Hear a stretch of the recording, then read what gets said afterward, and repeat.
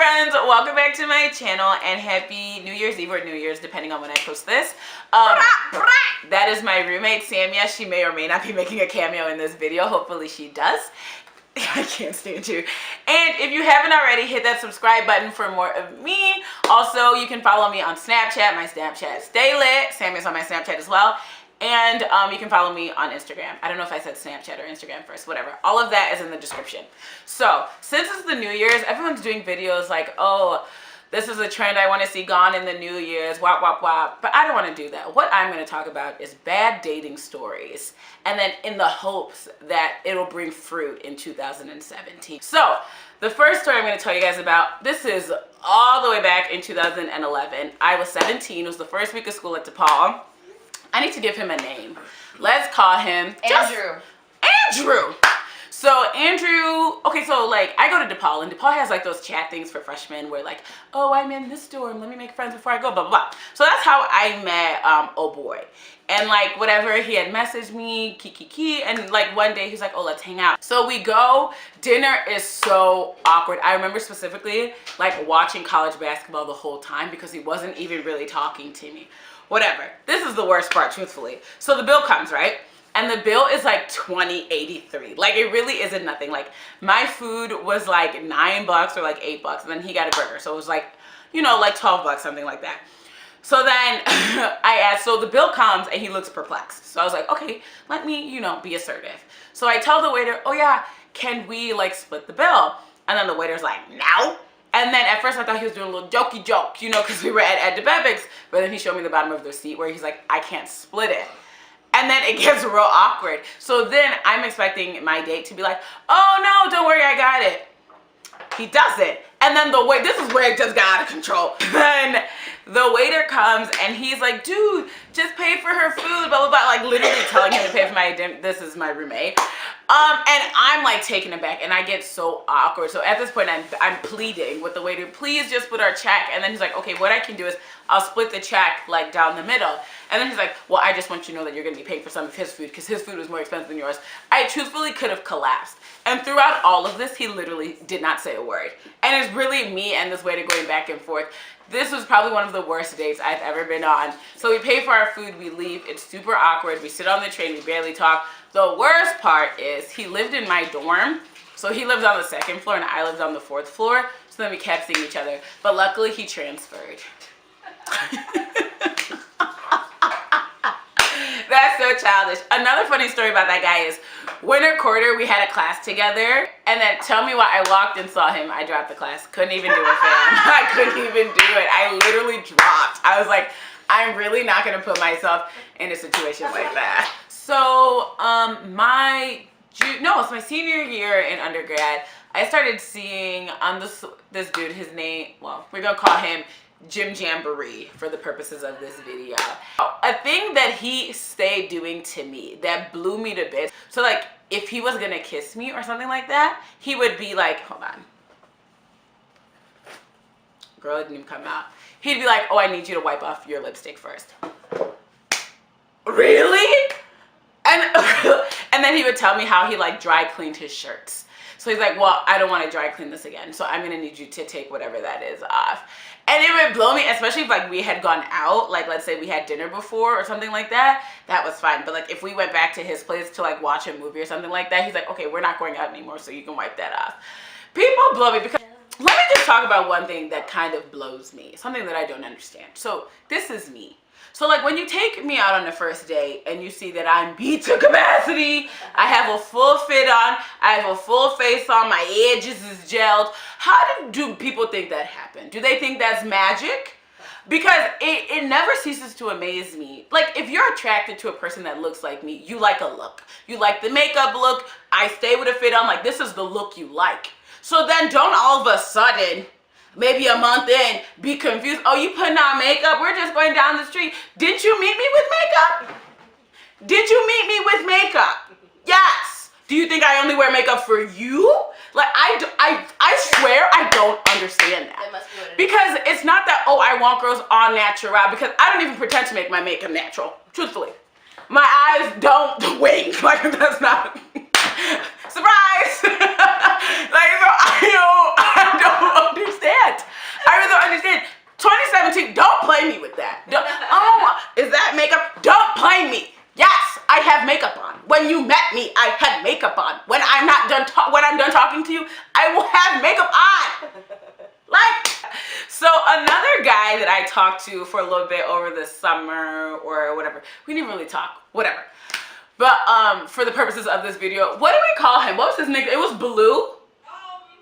So I went out with this dude, Blue, who was Mongolian. I love a foreign. He was Mongolian, and like we had been talking, and I love like sushi and Thai, so whatever. And like he owned us. He won't watch this, whatever. He owned a sushi restaurant that was by DePaul. Oh, I shouldn't say that, girl. That's too many details. It's too late.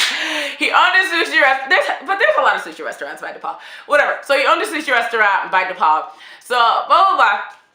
We went out, and like, I don't like to just go out to eat for first dates. If you watch my dating video, I'll tell you I really like activities. So he was like, oh, let's go go-karting. And in my head, like, he wasn't serious. So I'm like, oh yeah, for sure. But he was like, no, let's go go-karting. So we go-kart. It's a ton of fun. I'm so bad in the first round. So bad. And we paid, he paid for 3 rounds. Mind you, it cost him like $160 for both of us to do go-kart. So we go the first round. I'm so bad, but like whatever. The second round comes up, and I'm really, I'm really trying to get into it a little bit. Like, I'm getting better because I kept hitting the brake and the gas at the same time. Whatever.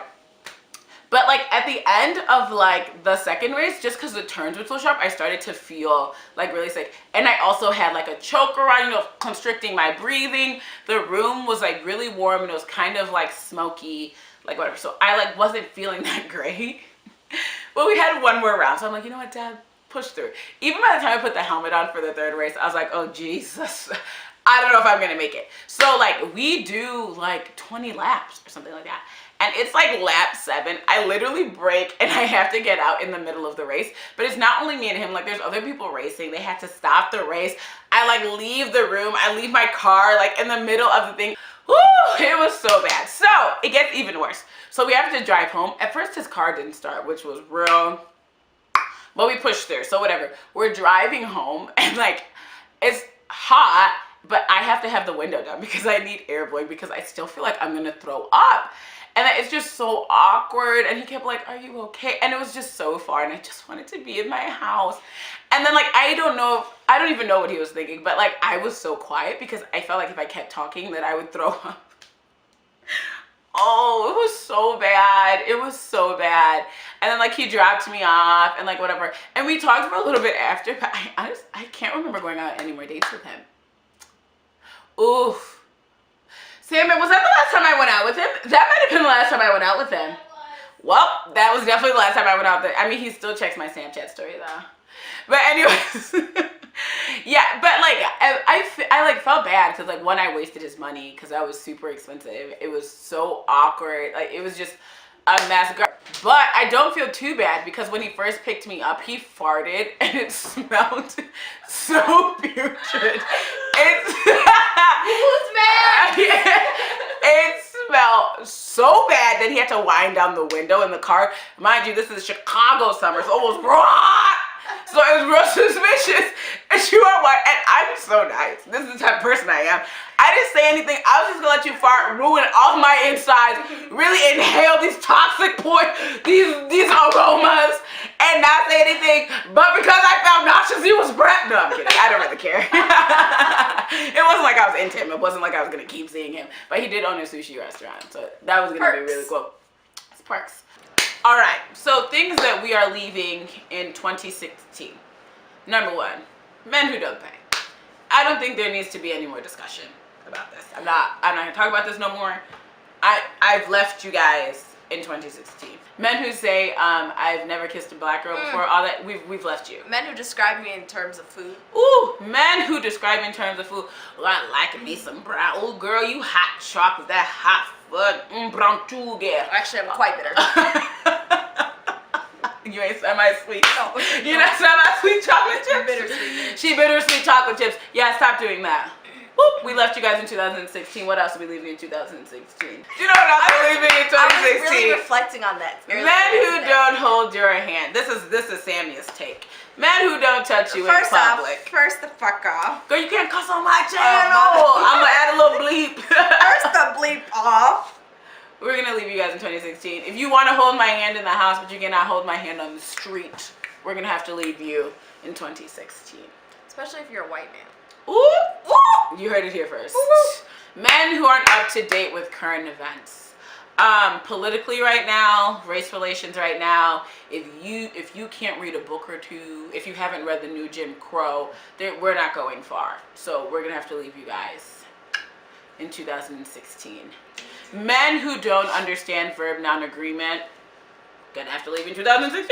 In 2017, like I feel like there's always such a big push. Oh, I'm dating, I'm bored. Like we don't want to bring that in 2017 at all. I mean, most of this was like a joke, but like honestly, I think 2017 women, focus on yourselves, focus on your development, focus on your passions, focus on focus on what you love. I think that you pursue what you love 100%, and if a man can keep up, that's the man for you. Don't be going out your way for these men because they don't go out of their way for you. So let's not do it. Okay? But anyways, thanks for watching. Maybe next time Samuel will show her face in our video. What, I can't stand you. And if you haven't already, hit that subscribe button for more of me. Follow me on Snapchat and Instagram. Thanks for watching.